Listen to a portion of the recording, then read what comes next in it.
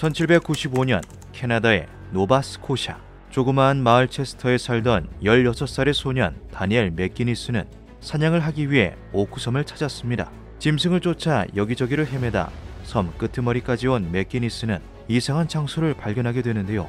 폭 3.5m의 움푹 패인 공간을 찾아낸 것인데 그 중심부에는 낡은 배에서 쓰일 법한 도르래가 매달려 있었죠. 소녀는 누군가 메운 흔적이 있는 그 구덩이 속에 엄청난 보물이 숨겨져 있을 거라고 직감하였습니다. 맥기니스는 다른 친구 둘을 불러 그곳을 파헤치기 시작했습니다. 소년들은 반짝이는 그 말을 자루에 한가득 담는 꿈으로 부풀었죠. 그것이 바로 현재까지도 진행되고 있는 오크섬의 보물이 처음 시작된 순간이었습니다.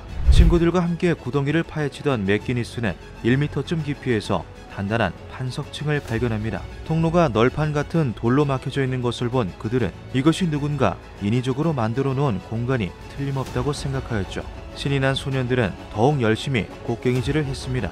3m쯤을 더 파내려가자 구덩이의 벽면을 받치고 있는 참나무대가 나왔는데요. 구덩이의 깊이가 9m에 이르는 동안 똑같은 참나무대는 2번이나 더 발견되었죠. 하지만 맥기니스와 친구들은 한계에 부딪히고 맙니다. 어린 소년들이 그런 시설을 해체할 수 있는 능력이 없었던 것인데요. 그들은 훗날 다시 와서 꼭 보물을 찾자는 약속을 합니다. 그리고 그 구덩이에다 머니피트, 즉 돈 구덩이라는 이름을 붙였죠. 하지만 인터넷이 없던 그 시절에도 외딴 섬에 보물이 묻혀있다는 소문은 삽시간에 퍼져나갔습니다. 머니피트에 대한 소문을 들은 시미언 린즈라는 사업가는 그곳을 본격적으로 탐사하기로 마음먹습니다. 그는 머니피트에 대해 충분히 조사를 한 후 탐험에 합류할 사람들을 모으고 투자자까지 충분히 확보하였죠. 그리고 수년 뒤 온슬로우라는 탐험가 단체를 설립하여 전면적인 발굴 작업에 돌입하였습니다. 온슬로우에는 이제는 번듯한 청년이 된 맥기니스와 친구들도 함께 소속되어 있었죠.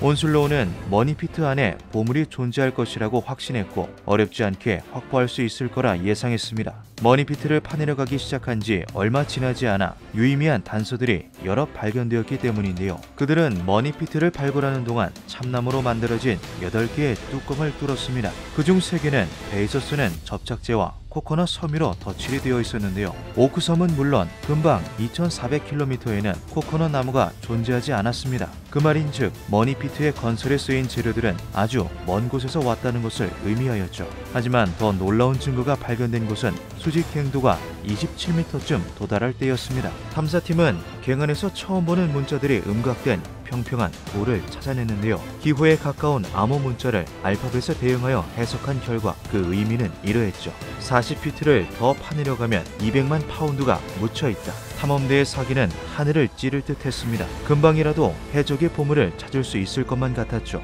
암호석이 발견된 곳에서 3m쯤 더 파내려 간 순간 탐험대는 또 다른 참나무 뚜껑을 발견합니다. 하지만 날이 너무 어두워져 작업을 더 이상 진행할 수 없었고 그들은 다음날 다시 진행하기로 결정, 작업을 철수합니다. 이튿날 작업 현장으로 복귀한 탐험대는 깜짝 놀라고 말하는데요. 분명 멀쩡했던 구덩이 안에 물이 가득 차 있었던 것이었죠. 밤사이 비도 내리지 않았고 그 사이 누군가 물을 채웠을 리도 없었습니다. 이상한 일이었지만 여기서 작업을 멈출 수는 없었고 탐사팀은 물이 찬 구덩이 옆으로 4m 폭의 우회 갱도를 파내려 갔습니다. 그리고 보물이 있을 것으로 예상되는 지점에서 원래의 갱도와 연결을 시도했죠. 하지만 그들은 쏟아져 들어오는 물 때문에 이번에도 작업을 도중에 멈춰야만 했습니다. 탐험대는 그 뒤로도 여러 방법을 시도해 보았지만 끊임없이 갱도 안으로 들어차는 물을 막아낼 방법을 찾지 못했는데요. 탐험대를 이끌었던 시미언 린즈는 고민에 휩싸였습니다.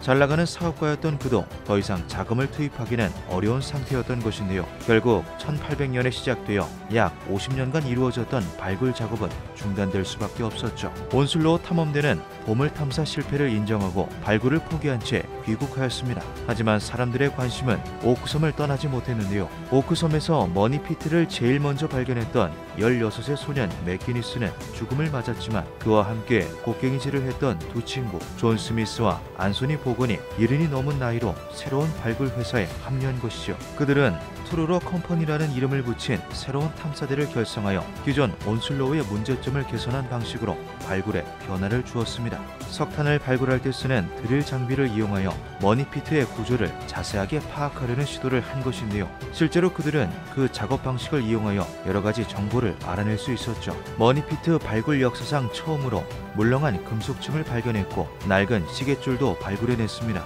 탐사팀은 머니피트에 들어차는 모래 수원지를 찾기 위해 인근 해변을 파헤치기도 하였는데요. 그 결과 머니피트에 수로 시스템이 적용되었다는 사실도 알아낼 수 있었죠. 정교하게 만들어진 5개의 배수로가 바닷물을 웅덩이로 흘러들게 만들었고 그곳에서 다시 150m 아래에 위치한 머니피트로 물을 흘려보내는 원리였습니다. 또한 그들은 구덩이 속에 설치되어 있던 수압 밸브도 발견하였는데 이 밸브는 분당 600갤런, 즉 1분에 무려 2000리터가 넘는 바닷물을 머니피트 안으로 쏟아붓도록 설계되어 있었습니다. 하지만 작동 원리를 알아내도 바닷물을 원천적으로 막을 수는 없었는데요. 결국 트루러 탐사대도 5년 만에 발굴 포기를 선언하였죠. 그 뒤로도 보물 사냥꾼들의 도전은 끊임없이 이어졌습니다. 오크섬 보물회사라는 이름의 탐사대는 갖은 시행착오 끝에 양피지 조각을 발견하기도 했는데요. 알파벳 W로 보이는 글자가 쓰인 양피지 조각은 미국 하버드 대학의 전문가들에 의해 그 실물과 연대가 확인되며 사람들에게 놀라움을 주었죠. 이들은 머니피트 안에 들어차는 바닷물을 막기 위해 다이너마이트를 이용해 수로를 폭파시키기도 하였습니다. 하지만 큰 소득은 없었고 오크섬 보물회사 탐사팀도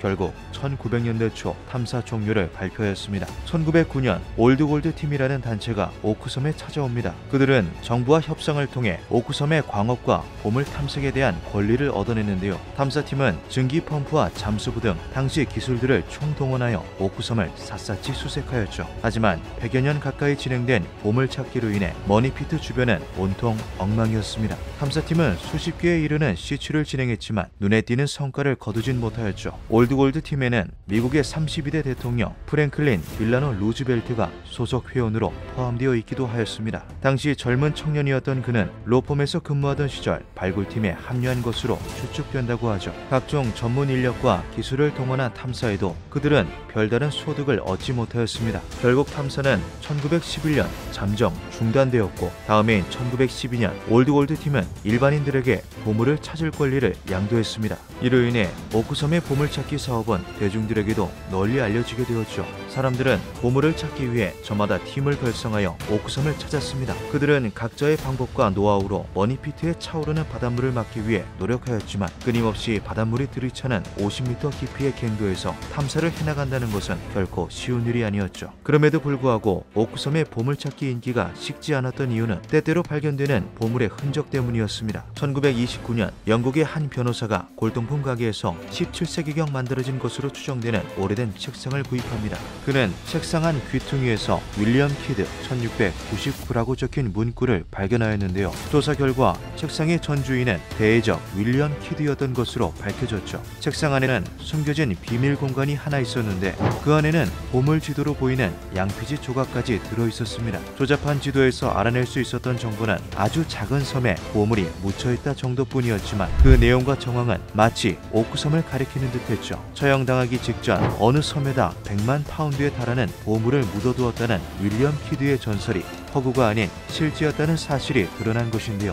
세상은 또 한 번 들썩였고 키드의 보물이 숨겨진 유력한 장소로 거론된 오크섬에 세간의 관심이 집중되었습니다. 하지만 여전히 이렇다 할 성과는 없는 상태였죠. 20세기 중후반에 접어들며 오크섬의 보물찾기는 기술의 발달과 함께 새로운 국면에 접어들었는데요. 1969년 10X라고 불리는 새로운 시추공이 도입되었고 머니피트를 60m 이상까지 파내려가는데 성공합니다. 구덩이 안에서는 나무 썰매, 철제 가위, 의자 등 여러가지 샘플들이 발견되었으며 절단된 인간의 손으로 보이는 것까지 목격되었는데요. 머니피트 안에 무언가 있다는 것은 부정할 수 없는 사실이었죠. 누군가 인위적으로 만들어 놓은 시설인 것은 틀림없었고 복잡하고 정교한 장치도 존재하는 것으로 보아 귀중한 것을 숨기기 위해서라고 보는 게 자연스러운 추측이었습니다. 그러나 그 뒤로는 특별한 성과를 내는 사람이 없었는데요. 2000년대에 들어서도 부진하기는 마찬가지였죠. 여러 매스컴을 통해 오크섬의 보물에 대한 소식이 알려졌지만 옛날처럼 전설을 찾아 몸을 던지는 사람은 없었습니다.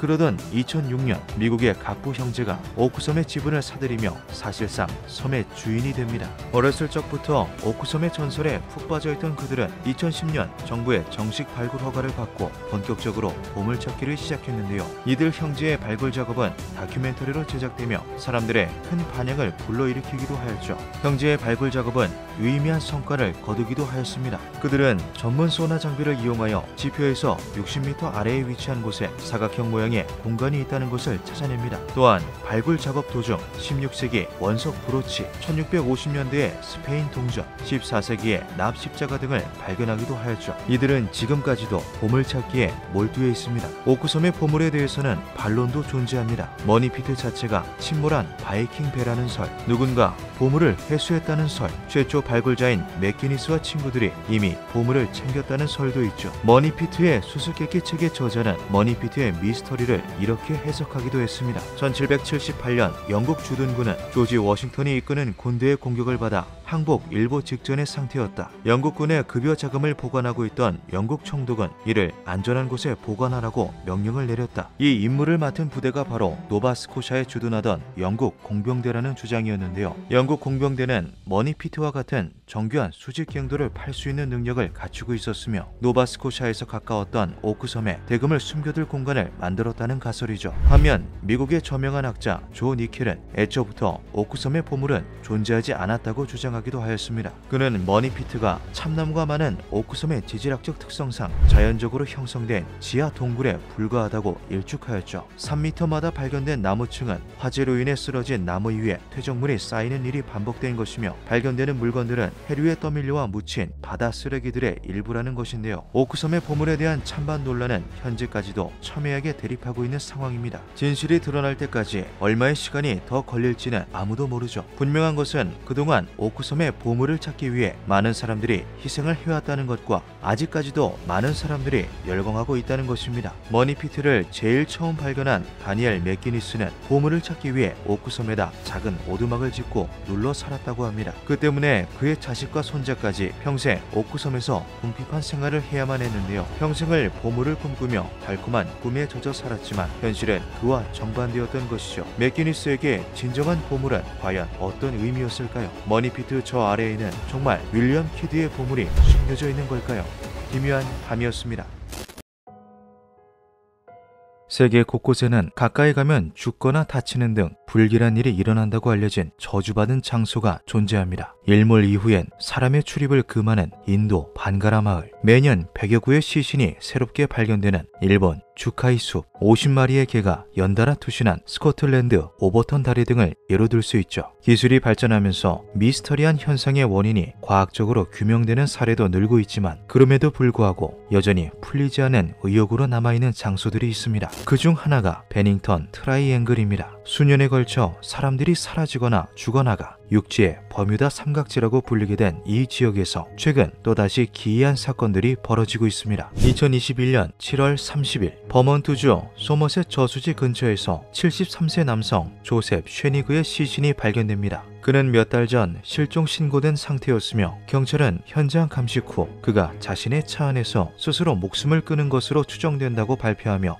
사건을 종결했죠. 타살 가능성은 낮아 보였습니다. 소식을 들은 사람들은 2년 전 마을에서 발생한 사건을 떠올립니다. 2019년 9월 17일 43세 여성 제시카 힐든 브런트의 시신이 저수지 근처에서 발견됐는데요. 경찰은 타살을 확신하며 수사를 진행했으나 범인을 특정할 수는 없었습니다. 2년의 간격을 두고 벌어진 두 개의 사건, 끔찍한 것은 분명하나 연결고리는 없어 보였죠. 하지만 지역민들 사이에선 이상한 소문이 돌기 시작합니다. 베닝턴 트라이앵글의 저주가 다시 시작되었다. 베닝턴 트라이앵글이란 미국 북동부 버먼트주의 베닝턴 마을, 글래스튼베리산, 소머셋 저수지를 잇는 삼각형 지대를 부르는 말입니다. 1992년 뉴잉글랜드의 작가 조셉 H. 트로가 이 삼각 지형을 미국에서 가장 공포스러운 지역으로 소개하면서 유명해졌는데요. 그는 이곳에서 기이한 실종이 자주 일어나며 UFO 출현, 괴생명체 목격, 정체불명의 빛과 소리 등 과학적으로 설명되지 않는 초자연적 현상이 빈번하게 보고된다고 그 이유를 밝혔죠. 그의 말대로 해당 지역은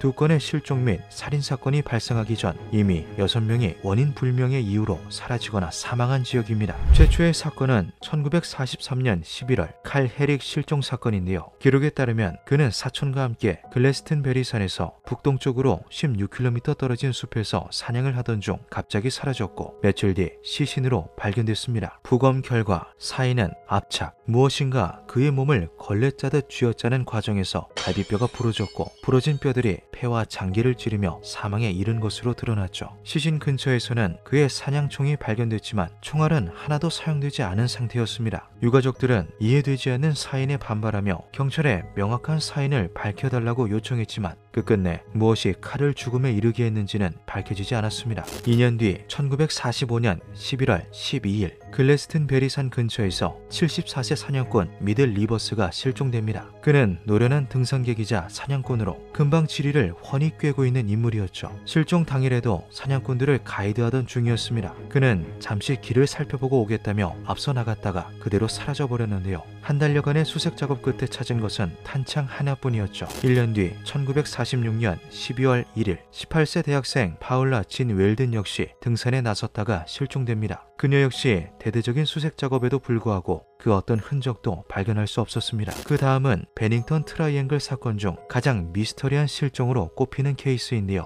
1949년 12월 1일 68세의 남성 제임스 테드 포드가 달리는 버스 안에서 감쪽같이 사라집니다. 그는 14명의 승객과 함께 베닝턴행 버스에 탑승합니다. 하지만 목적지에 도착했을 때 좌석에는 그의 짐만 덩그러니 남아있었죠. 같이 있던 승객들은 그 누구도 테드 포드가 하차하는 것을 보지 못했다고 증언했습니다. 차 안에서 사라진 사람은 또 있는데요. 1950년 10월 12일 실종된 8세 소년 폴 잽슨입니다. 소년의 어머니는 농장에 차를 대고 돼지 먹이를 주고 돌아와 보니 차에 있던 아이가 사라졌다고 진술했습니다. 경찰은 수색견을 이끌고 소년의 행방을 쫓았는데요. 수색견은 소년의 냄새를 따라 글래스튼베리 산으로 향했으나 어느 순간 갑자기 냄새가 끊긴 듯 그 자리에 멈춰섰다고 합니다. 같은 해인 10월 28일 53세 여성 프레이다 랭거 역시 비슷한 운명을 맞이했습니다. 친구와 함께 글래스튼베리산 인근 소머셋 저수지를 찾았다가 실종된 것인데요. 그녀의 시신은 6개월 뒤 5.5km 떨어진 지점에서 발견되었으나 부패가 심해 사망 원인을 밝혀내지는 못했습니다. 같은 지역에서 연달아 일어난 사망 및 실종 사건의 원인으로는 다양한 가능성이 제기됩니다. 첫 번째는 살인마에 의한 연쇄살인이죠. 그러나 경찰은 피해자의 성별과 연령대, 범행 수법이 다르다는 점 등을 이유로 들어 동일범에 의한 강력범죄 가능성은 낮다고 발표했습니다. 범행 동기 및 용의자 추정에 한계가 있어 더 이상의 수사 진행도 불가능했죠. 험한 지형과 급변하는 기상 상태로 인해 조난을 당한 거라고 주장하는 이들도 있습니다. 실제로 이 지역 일대는 등산객을 위한 방향 표시가 거의 없으며 산 안개가 심한 데다가 방치된 광산 갱도와 우물이 많다고 하는데요. 깊은 갱도에 떨어졌다면 구조 요청이 쉽지 않았을 것이고 굶주림, 갈증, 저체온증으로 목숨을 부지하기 어려웠겠죠. 퓨마나 흑곰의 소행이라고 주장하는 사람도 있습니다만 두 종 모두 60년 전부터 개체수가 극히 적었으며 지역 내에 인도의 호랑이나 아프리카의 악어처럼 몇 년에 걸쳐 연쇄살인을 즐기는 동물에 대한 보고가 접수된 사례는 전무합니다. 이 외에도 UFO의 납치, 빅풋의 습격이라는 다소 허무맹랑한 주장도 있습니다. 가장 유명한 괴담은 붉은색 옷을 입은 자는 사라진다는 것인데요. 실종자 중에서 파울라와 폴이 실종 당시 붉은 코트를 입고 있었다는 공통점이 밝혀지면서 다른 사람들 역시 붉은색과 연관돼 죽음을 맞은 것이 아니냐는 주장이 제기되었습니다. 가장 최근 발생한 두 가지 사건도 붉은색의 연결고리는 찾을 수 있는데요.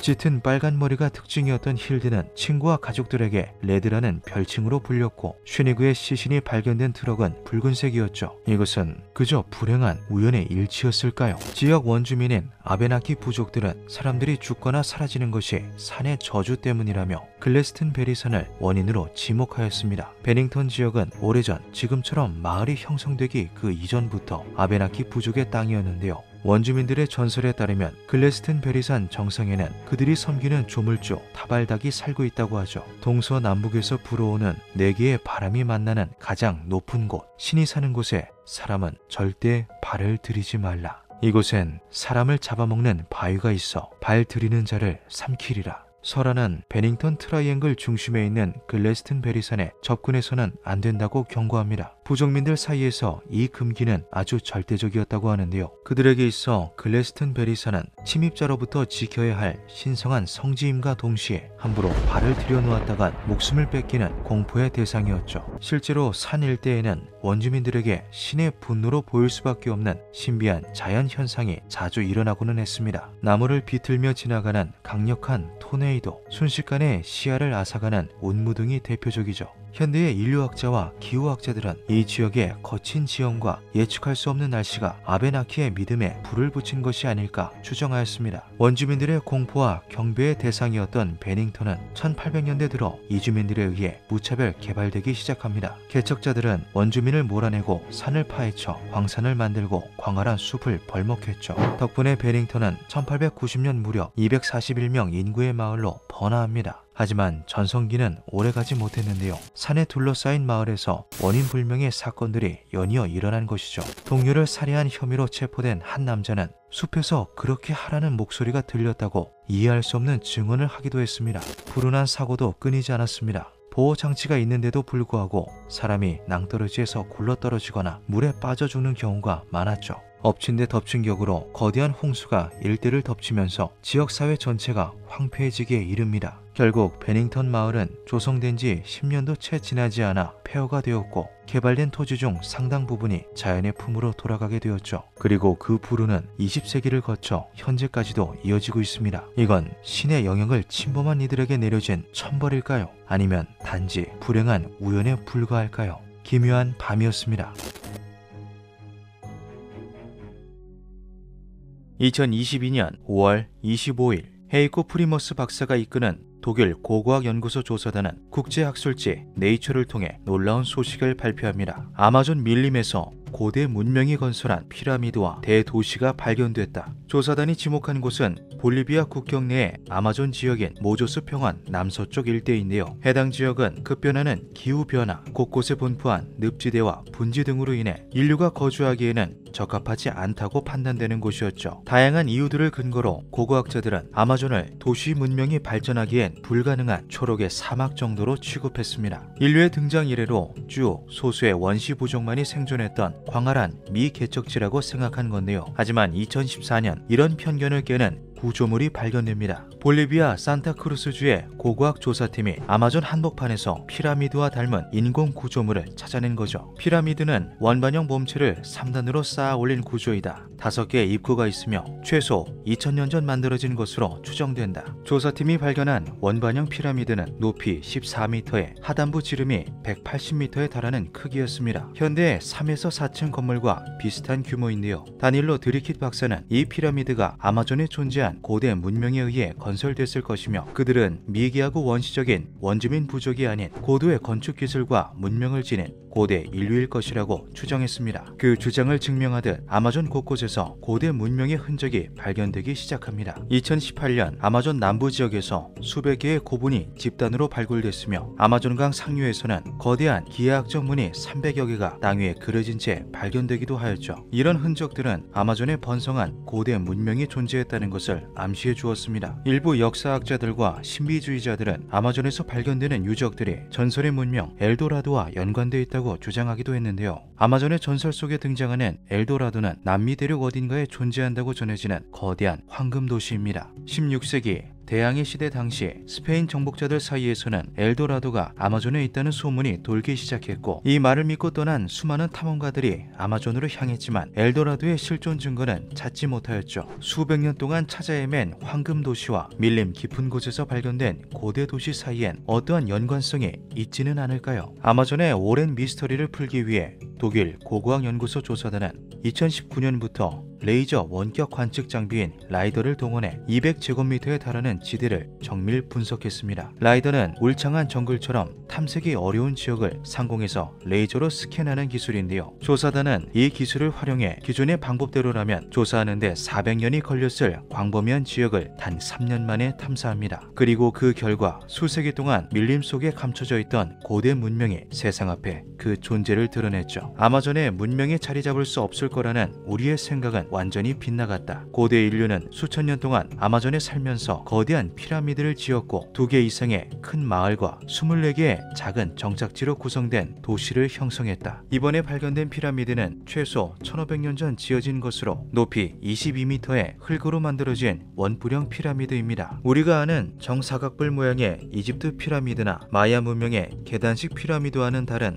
독특한 구조이죠. 피라미드보다 더 놀라운 건 정교하고 거대한 고대 도시의 규모인데요. 피라미드를 중심으로 2곳에 대규모 정착지가 형성되어 있으며 그 면적은 각각 100헥타르가 넘습니다. 이는 유럽의 도시국가 바티칸시티의 2배가 넘는 크기이죠. 두 정착지는 1km에 달하는 두 귤로 연결되어 있으며 그 둘레에는 성벽이 둘러져 있고 이 중 일부는 이중벽으로 설계됐습니다. 건물들은 균일한 특징을 지녔으며 북서쪽 방향으로 줄을 지어 지어졌는데요. 대로를 따라 조성된 주택가와 그 모양새가 비슷했죠. 라이더가 촬영한 사진을 통해 건물들의 높이와 형태를 분석한 결과 놀랍게도 고대의 아마존 인류는 지면에서 최대 6m 높이 위에 집을 짓는 공중 건축 기술을 보유하고 있었던 것으로 추정되었습니다. 어떠한 설계 방법을 사용하여 그만한 높이를 띄운 채로 거주지를 건설하고 지지할 수 있었는지는 밝혀내지 못하였죠. 정착지 주변에서는 저수지의 흔적도 발견됐는데요. 조사단은 이를 통해 고대에는 아마존 지역이 지금처럼 습한 환경이 아니었을 것이라고 판단했습니다. 토양 분석에서도 과거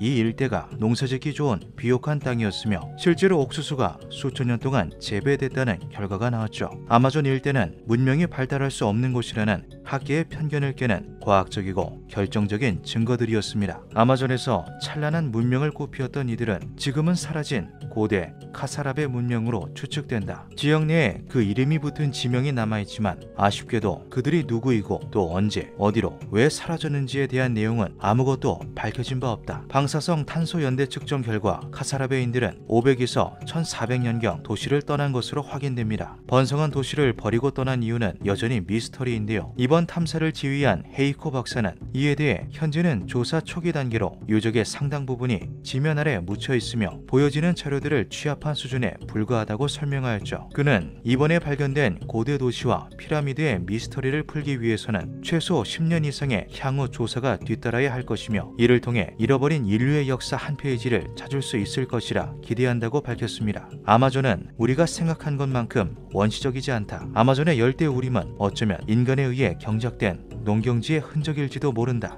20년 전 작가인 찰스만이 아마존에 문명이 있을 가능성을 제시했을 때 사람들은 그를 두고 그저 상상력이 풍부한 공상가일 뿐이라며 비웃었습니다. 20년 후 현재 아마존의 거대 도시 문명은 역사적 사실이었다는 것이 밝혀졌죠. 두텁게 쌓인 돌과 모래가 치워지고 고대 도시의 진풍경이 드러나는 날 어떠한 놀라운 사실이 더 드러나게 될까요? 기묘한 밤이었습니다.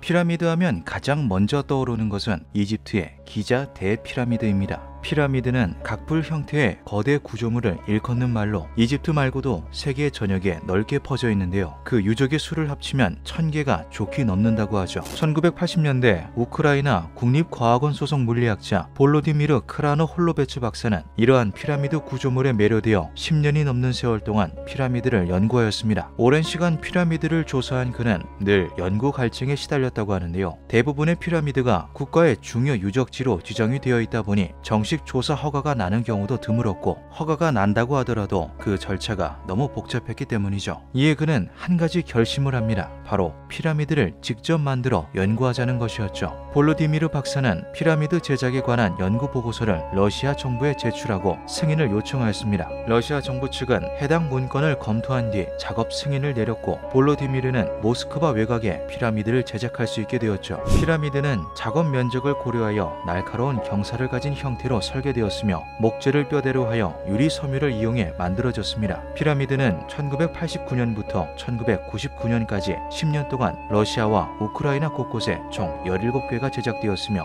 가장 마지막에 만들어진 것은 높이가 144피트, 무게는 55톤에 달하는 거대한 크기로 세워졌죠. 인공 피라미드 건설은 관광 유치 목적이 아닌 연구를 위함이다. 이로 인해 금속은 일절 사용하지 않았으며 내부는 텅 빈 상태로 제작되었다. 조금 의아했던 것은 볼로디미르 박사의 연구팀이 17개나 되는 인공 피라미드로 어떤 것을 연구하고 알아내고 싶은 것인지 정확히 밝히지 않았다는 것입니다. 그들은 제작 재료에서 금속을 인위적으로 배제하였으며 피라미드 안에서 특정 실험을 하기 위해 내부를 채워넣지 않은 채로 완공하였죠. 그렇게 2001년 인공 피라미드 안에서는 여러 가지 실험과 연구가 본격적으로 시작됩니다. 대중들은 연구의 자세한 내막은 알지 못한 채 인적이 드문 시골길이나 고속도로 인근에 세워진 피라미드들을 그저 기념물 정도로만 생각하였죠. 1년의 시간이 흐른 2002년 볼로디미르 박사는 그간 진행해왔던 연구의 목적과 성과를 발표하였습니다. 그 내용은 아주 놀라웠는데요. 연구팀은 피라미드 구조물 내부에 특정 에너지가 흐른다는 가설을 토대로 실험을 진행하였으며 그 흐름에 금속이 방해 요소로 작용할 수 있기 때문에 건설 자재에서 제외하였다고 밝혔습니다. 볼로디미르 박사가 대중 발표를 위해 간략히 정리한 연구 결과를 일부 소개하면 그 내용은 이러하죠. 1. 피라미드 내부에 보관한 동식물들의 면역체계 상승. 2. 상처 입은 식물의 조직 재생이 2배 가까이 증가. 3. 종자의 수확량이 최소 30%, 많게는 100%까지 증가. 4.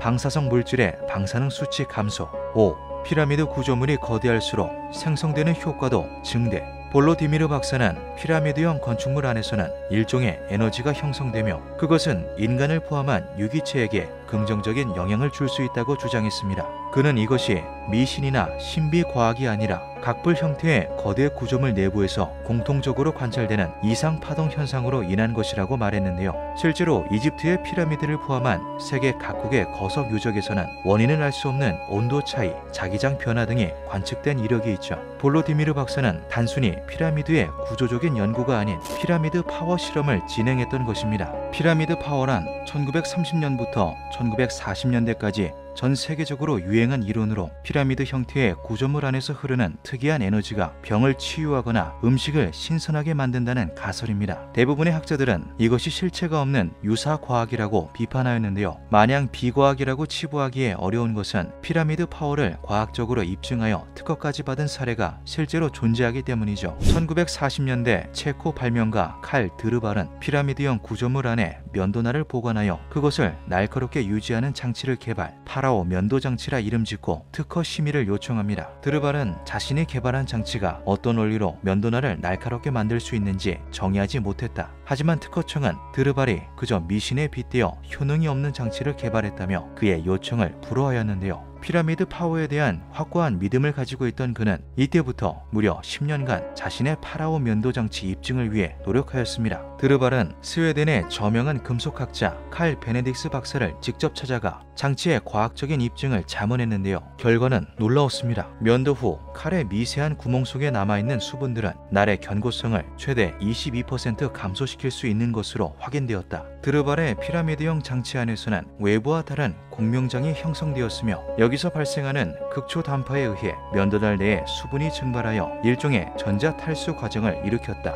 이 과정을 거친 면도날은 그냥 보관하는 면도날보다 오래 날카로움을 유지할 수 있다. 1959년 드르발은 연구 결과를 토대로 특허를 재신청하였고 이를 세세하게 검토한 특허청은 드르발의 파라오 면도 장치가 실질적 효능이 있다고 판단, 특허를 발급해줍니다. 이후 해당 장치가 자연적인 전자 탈수 과정을 일으키기 위해서는 다소 까다로운 전제 조건과 환경이 필요하다는 것이 밝혀지며 대중화되는 데에는 실패하였지만 피라미드 구조물 내에 외부와는 다른 현상들이 발생할 수 있다는 것이 과학적으로 입증된 기념비적인 사례가 되었죠. 사람들은 볼로디미르 박사의 실험 역시 이러한 피라미드 에너지를 뒷받침할 수 있는 증거라고 말하였습니다. 연구팀의 일원이었던 피라미드 연구가 알렉산더 골도르 박사는 또 다른 근거로 공군의 레이더 기록을 제시하기도 하였는데요. 인공 피라미드 완공 후 인근을 지나던 공군의 전투기는 피라미드에서 뿜어져 나오는 특이한 스펙트럼을 포착합니다. 생물도 아니고 연료로 작동하는 기계 장치도 아닌 건물이 자체적으로 전기장을 띠는 파동을 방출하고 있었던 것인데요. 이러한 특이한 스펙트럼은 실제로 피라미드 형태의 대형 구조물이나 유적에서 관찰되고는 했던 기현상 중 하나였죠. 연구팀은 이건 역시 피라미드 에너지와 직접적인 연관이 있다고 주장하였습니다.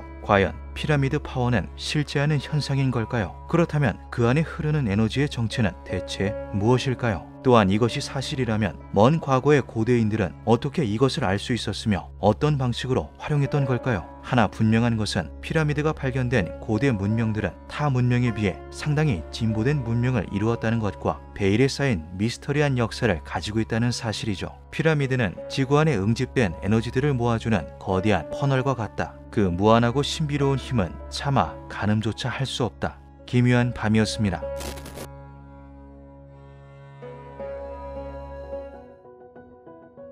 (2022년 7월 6일) 새벽 4시 미국 조지아주 엘버트 카운티에서 폭탄 테러가 발생합니다. 신원불명의 괴한에 의해 미국판 스톤헨지라 불리던 석조 건축물 조지아 가이드스톤이 파괴된 건데요. 조지아 수사국이 공개한 사건 당일 CCTV 영상엔 당시 상황이 잘 담겨 있습니다. 은색 차량 한 대가 어둠을 뚫고 빠른 속도로 목표물을 향해 접근합니다. 얼마 지나지 않아 거대한 폭발이 일어나고 화강암 기둥과 상판이 산산조각 나면서 하늘로 연기가 솟구칩니다. 영상 속 차량은 폭발 직후 유유히 현장을 빠져나갔다. 용의자 신원은 현재 파악 중이다. 폭발로 인한 인명피해는 없었으나 가이드스톤의 기둥 하나가 완전히 파괴되었다. 해당 건축물은 많은 사람들이 찾아오는 조지아주의 대표 명소로 2차 붕괴로 인한 인명피해가 언제 일어날지 모르는 상황이라 안전을 위해 구조물 전체를 철거하기로 결정했다. 미국 공영 라디오, NPR 등 현지 매체들은 조지아주는 폭발이 일어나고 몇 시간 후 가이드스톤의 철거에 들어갔다라고 보도했습니다.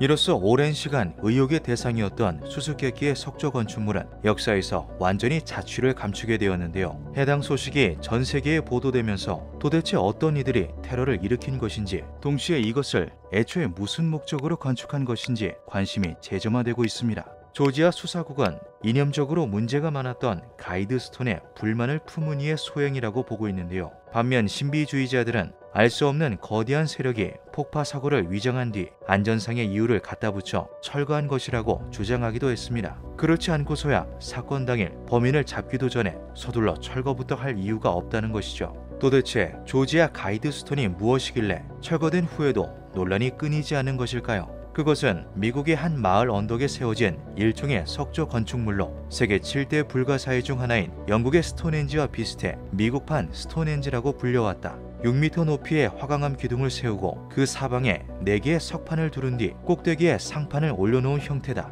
석판 위에는 영어를 비롯해 8개 국가의 언어로 된 10개명이 새겨져 있으며 상판에는 바빌로니아어, 고대 그리스어, 산스크리트어, 이집트 상형 문자 등 4개의 고대어로 된 메시지가 적혀 있다. 설립자의 정체와 의도가 불분명하고 적혀있는 내용이 기이해서 오랜 시간 음모론의 아이콘으로 여겨져 왔다. 조지아 가이드스톤은 영국의 스톤헨지 같은 고대 건축물은 아닙니다. 그럼에도 불구하고 미스터리한 유적 취급을 받는 것은 출처와 설립 의도 등이 베일에 쌓여있기 때문이죠. 그 정체를 밝히기 위한 취재가 이미 여러 차례 진행됐으나 밝혀진 것은 엘버트 카운티 소재의 한 화강암 제조업체가 로버트 크리스천이라는 가명을 쓴 인물의 의뢰를 받아 제작했다는 것 정도인데요. 당시 공사를 맡았던 업체 대표는 40여 년 전 상황을 이렇게 회상합니다. 1979년 6월 어느 금요일 중절모를 쓰고 정장을 차려입은 백발 신사가 사무실에 들어왔습니다. 그는 우리가 채석할 수 있는 가장 큰 화강암으로 여러 가지 기능이 탑재된 석조 건축물을 만들고 싶다고 했어요. 처음엔 이상한 종교에 빠진 광신도가 터무니없는 주문을 한다고 생각했죠. 하지만 그가 10페이지짜리 설계도를 내밀었을 땐 생각이 달라지더군요. 미국의 대중매체 와이어드 기사에 따르면 수수께끼의 노신사는 자신이 어느 충직한 미국인의 모임 대표라고 밝히며 영국의 스톤헨지에 견줄만한 화강암 건축물을 제작해달라고 의뢰합니다. 업체 측은 가명을 쓴 의뢰인의 신원이 의심스러웠지만 노신사는 은행에서 신원 보증을 받은 뒤 일반 공사의 몇 배에 달하는 대금까지 한 번에 치렀죠. 무엇보다 놀라운 건 그가 내민 설계도가 상상 이상으로 정교하다는 것이었는데요. 겉으로 볼 땐 단순한 석조 구조물처럼 보이지만 곳곳에 고도의 건축 기술이 활용되어 있었습니다. 중앙 기둥에 비스듬히 뚫린 구멍으로 연중 내내 북극성을 관측할 수 있으며 4개의 석판은 1년 동안 태양이 뜨는 위치와 변화, 달의 공전 주기를 관찰할 수 있도록 배치되었죠. 중앙 스톤에는 2cm의 작은 구멍이 있는데 정오가 되면 태양빛이 구멍을 투과해 날짜를 비추는 구조였습니다. 쉽게 말해 하나의 석조 건축물이 달력, 시계, 나침반의 기능을 할 수 있도록 설계된 건데요. 반면 이해되지 않는 부분도 있었죠. 바로 돌 위에 8개 언어로 서면 메시지를 새겨달라는 주문이었습니다. 산스크리트어와 한자 등 생전 처음 본 글자는 둘째치고 의미를 알 수 없는 10계명 내용이 작업자들 사이에서도 논란이 됩니다. 1. 자연과의 균형이 되도록 인구를 5억 명 이하로 유지하라. 2. 현명하게 번식하여 적합성을 높이고 다양성을 개선하라. 3. 새로운 언어로 인류를 통합시켜라. 4. 열정, 믿음, 전통을 이성으로 다스려라. 5. 사람과 국가는 공정한 법률과 심판으로 보호하라. 6. 모든 국가는 세계 법정으로 외적 분쟁과 내적 분쟁을 해결하라. 7. 사소한 법과 쓸데없는 관직을 두지 말라. 8. 사회적 의무와 개인의 권리가 조화되도록 하라. 9. 진실, 아름다움, 사랑으로 조화를 이루어라. 10. 지구의 암적인 존재가 되지 말며 자연을 위한 공간을 남겨두도록 하라. 가이드스톤이 만들어질 1980년대 당시 지구 인구는 이미 45억 명을 넘어선 시점이었습니다.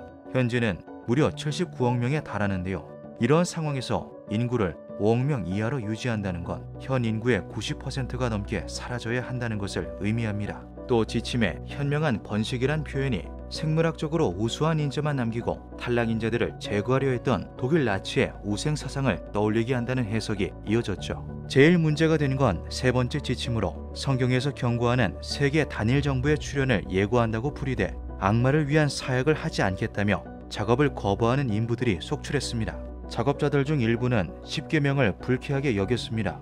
꼭 사탄이나 마귀가 성경을 따라한 것 같다고 했죠.